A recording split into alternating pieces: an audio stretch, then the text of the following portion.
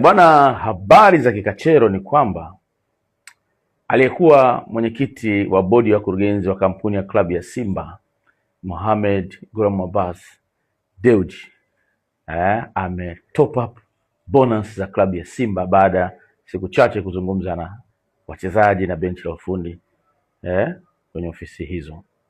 Tunafahamu bingwa wa ligi kuu NBC kwa fedha za udhamini wa ligi kuu pata milioni 100 hivi plus Azam za haki za matangazo na bonus yake kama 500 hivi 600.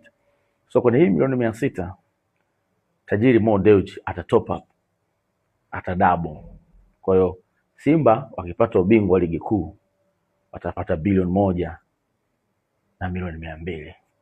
Hizo ni bonus kwa wachezaji na benchi la ufundi. Yeye ameongezea.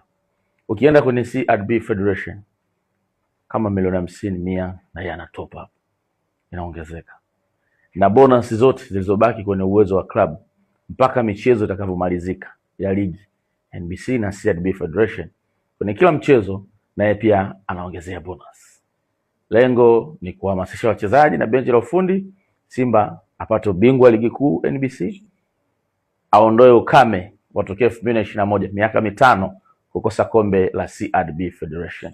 Kwa hiyo hii ni hamasa eneo la awali ambalo tajiri ambaye anafahamika pia kama rais wa heshima wa klabu ya Simba Mo Dewji nimepata za kikachero kwamba kwenye yale mazungumzo pia aliahidi hizo bonus. Sasa tusubiri tuone kama hamasa zinaweza kuisaidia vipi klabu ya Simba. Kwa hiyo wachezaji nasikia wamehamasika, wanataka kucheza kwa sababu bilioni 1.2 kwenye ligi sio mchezo kupata kama bonus. Hapo ni mbali ya mishahara yako, ni wastani wa karibia milioni 20 kwa kila mchezaji, sio hela ndogo hiyo.